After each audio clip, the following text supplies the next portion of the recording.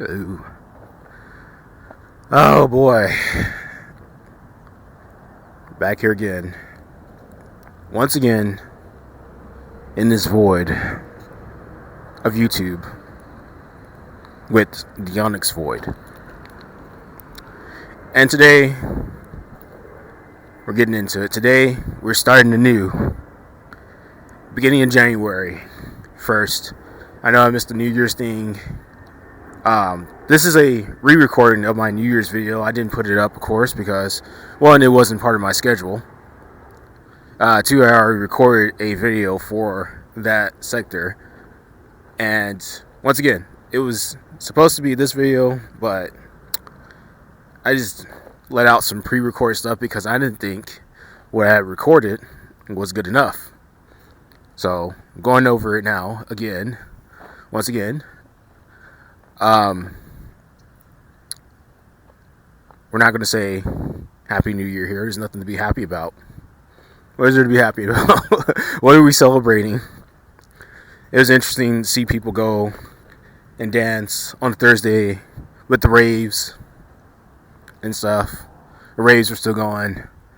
People were out celebrating, dressing to the nines. It wasn't as many people because, well, factually, most people are broke, and most people that have a job, most likely, are going to have to work January 1st because the corporations don't have to give you that time off. They don't have to give you PTO. They don't have to give you anything, especially now in current year where the competition for any job that actually pays a living wage is sky. It's there. It's sky high. And what was it, 30,000 applications to one hiring post per day? That's not a very good market, honestly. Now, I fortunately found a job, but like many other people have said, I'm not saying anything new, not saying anything outrageous, but there's nothing new under the sun. But schedules kill creativity. Conformity kills creativity. If you're going to run a creative venture such as a YouTube channel, you probably don't want a 9 to 5. But then again, a lot of my best ideals have came from being bored at my 9 to 5, which is weird. It's almost the complete opposite for me. The only sub part is that at your 9 to 5, you generally don't have the space to do anything about it. You don't have your tools there at the office to write something down, take a minute, process what you were thinking.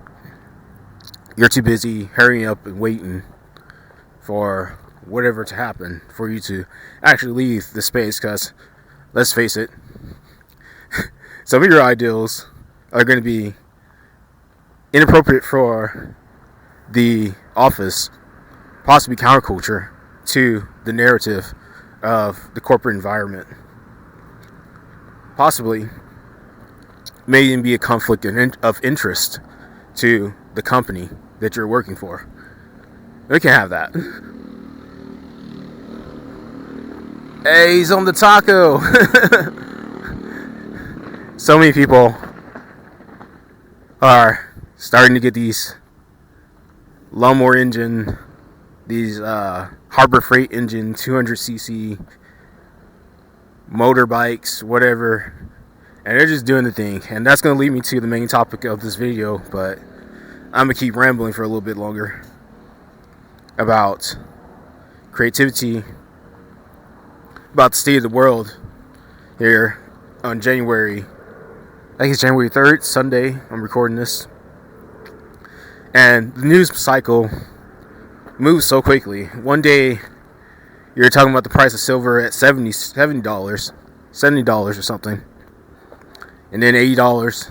And then the next day, you're talking about silver being over $100. At least at delivery prices. Physical delivery prices, not actual spot price. It's more like 80.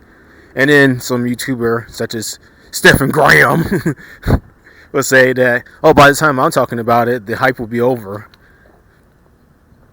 which is usually the case. By the time some YouTuber or the normie conformies have finally clicked in and caught in, the hype cycle, the build cycle is already stopped, and you should have already been in it before it went parabolic. But that's just the thing. Real money, real physical money, is leading the way, and we can see it all over the comics, all over the Wall Street, all over the things.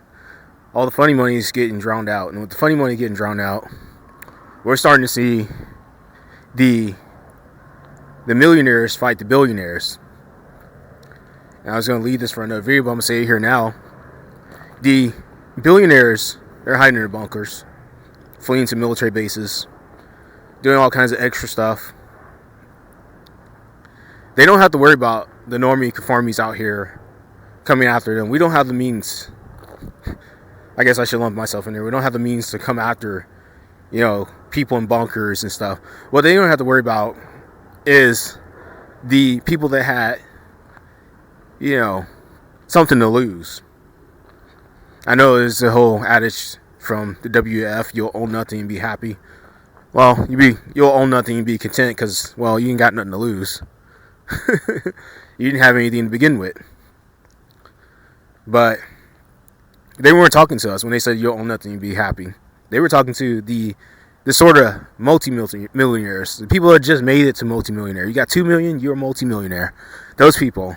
And the people that have 10 million, people have 20 million, 30 million. Those low 10 digits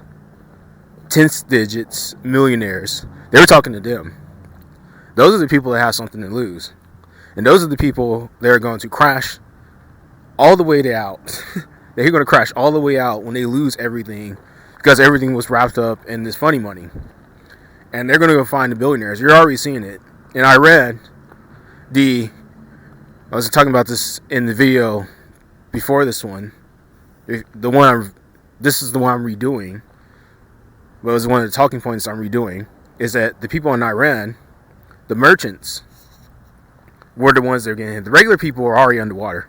It was the merchants that were starting to get hit.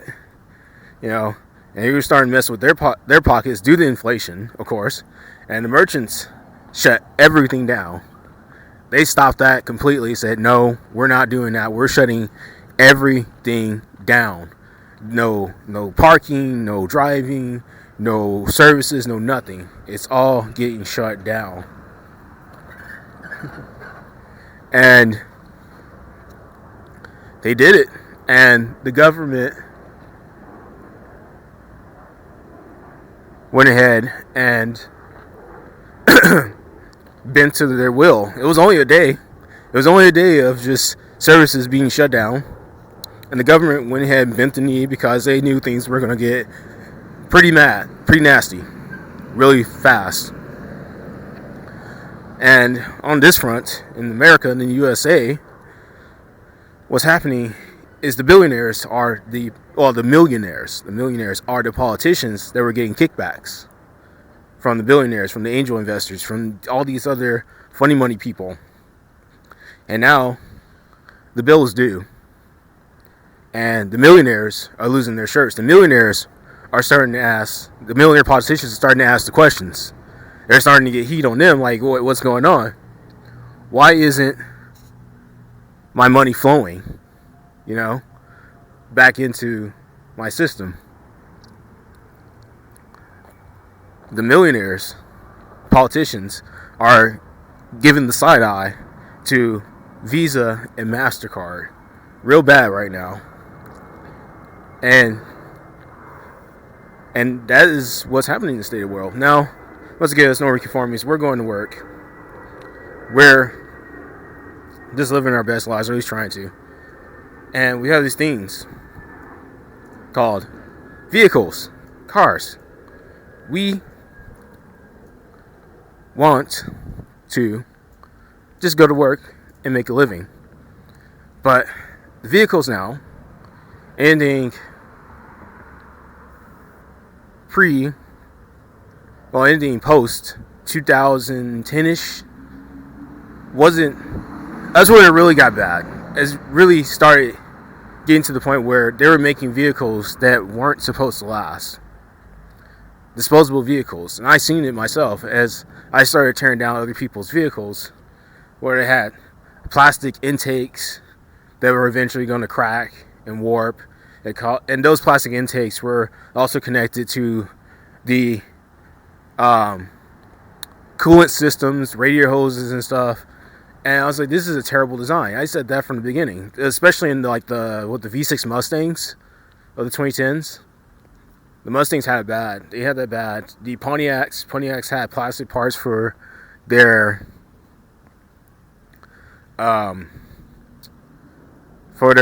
coolers, their not intercoolers, their radiators and stuff. They had plastic parts there, plastic radiators. Even back in the 2000s, even the Camaros had like plastic radiators. But we dealt with it. We knew there were parts that were going to expire. And when they did, just call a tow truck, buy a part at AutoZone, and throw a new one in there. It should take you about a few hours and some time. It was inconvenient, but everybody accepted that. Now, fast forward to 2020, and you need to go work. So you go out and you buy a Kia. They're just giving those things away at some point. Like you buy a Kia, and it's got this large touchscreen in there. And many people are figuring out that large touchscreen controls a lot, but it really only controls one thing. It controls a computer that tells everything else what to do, and sometimes that computer doesn't. Well, it's programmed in such a way that the normal person can't do anything with it. They can't access it. They can't reprogram it. They can't tell it to skip a routine and do something else or just keep functioning as normal. And that has caused a lot, not recalls, but just cars that go to the scrapyard. That and CAN bus, the CAN bus system. If you understand the CAN bus system, it can be a hassle, especially like with taillights and stuff. Now, I personally, as a vehicle, I have an old 1980s Toyota that I'm rebuilding, and I just got the valves in yesterday. Put the valves and springs back together, cleaned up the ports, the intake ports, and this thing is dead simple to fix. It's easy to fix. Now, there may not be any parts for it, but that's okay. I am used to making the smaller parts myself if I had to, modifying parts from other vehicles to fit onto my vehicle. And I've done that a couple times. So I'm planning on making this car last as long as possible, but for anything 2020 and newer, your Jeep Grand Cherokees, anything with a giant touchscreen, it's wraps for it. It's wraps for it as soon as the warranty wears out generally. And my biggest gripe with the touchscreen, let me pull up my notes. I think I got off topic here. The biggest gripe with the touchscreen was that the touchscreen is connected to the computer, to the ECU, to the computer, to everything. The ECU knows what's wrong with the car. It could be a $10 sensor. It could be just something stupid. But you have a touchscreen. We're not in the days of the 80s and 90s where there was just a check engine light that came on. We have a whole screen bigger than your phone to display information. And this is how you know the manufacturers are out to just royally screw you when you buy one of these newer vehicles. Yes, I'm completely anti-newer vehicle, and most people are coming around to it just like they're coming around to Linux. And by the way, I will be doing a Linux video. I'll call it the stages of Linux. The stages of Linux conversion. But These manufacturers are now out to help you, because that screen being connected to the ECU, ECM, PCM, all of the control modules it has in the vehicle could just straight out in a long sentence display what is wrong with your car. The vehicle is malfunctioning because generally, if it's going to malfunction, it's malfunctioning because of some sensor picking something up. And you have plenty of room to let the driver know exactly what's going on, exactly what the ECU, PCM, whatever actually sense. Yet they don't do that. And they rather send ads. They can send ads. They can send whole videos and ads to your big display screen in your car, touchscreen, whatever. They can display knobs, radios, and stuff like that, but they can't display what the car is actually doing. And there will be a resurgence of the simple car. I think people are really ready for it. I know that I was talking about K cars, I think, in the last video. There are K cars here. There's the Fiat 500. There's the Smart for 2 from technically BMW. Those cars at the time didn't do so well because people were getting SUVs and stuff. You could afford an SUV. The SUV was cheap then. They were subsidizing that. But now I think people are ready for it. They're ready for a simple vehicle. Now, I've seen this simple and small vehicle because, well, let's just be honest, the normal person can't. See, the normal person making 50 grand a year, they can no longer afford your SUV. They can no longer afford, even though a 30 month, 32 month, 60 month contract, they can no longer afford a $60,000, $80,000 Jeep, SUV, whatever big truck thing. And that's really coming to an head. And I think people are going to move on. Like, there's this guy talking to a few millionaires, and there's a lady, she said that she just bought a new car and she loves it. What was it? A slingshot. It was a slingshot. These people keep their millions. Why? Because they don't go out spending ridiculous money on ridiculous things. If they need a truck, they'll rent one from U-Haul. Or they'll buy something old, something simple, something that just works. Now, in the thumbnail, I'm going to leave a picture of a Honda Pilot for sale I saw today. It's for $1,800. Most likely, it's a 2006. Most likely that's going to be gone by the end of the day. But I'll leave it there if you guys are interested and you're in the area. But I think there's going to be a resurgence of either people. Let me back up. I think there's going to be, well, at this point, there can only be one or two things that happen. Either manufacturer they're not going to lower their prices. This is just flat out. They're not going to lower the price. What happens, they're going to split off. It's either A, the cars are going to be only for rich people, or B, the regulations might finally fall off and people will just make their own cars or revise older cars and just upgrade them like I'm doing. But that's it. That's it for me in the vehicle. It's a little rant about vehicles. Like I said, I'm not saying anything new. Other channels have actually spoke about these vehicles, these basically computers on wheels. They're just built to fail. They're following the iPhone method where you don't actually own it. You just buy a new one when one fails, or the new cycle comes in, the new one comes in and yours gets cycled out 2 years later, and you never actually own it, and you still, when you cycle the other one out, you owe on the one you cycled out. You still owe on the one cycle out. You still have to pay for that, and you have to pay for the new one. And that's how they get people circled and trapped and a credit scheme. Is it ridiculous? Yes. Will people keep doing it? Somehow. Until the credit is cut. And that's where it's coming down. The credit is cut. And we have to come back to reality because the piper needs to be paid. And the bill is due. Catch me next time in this void.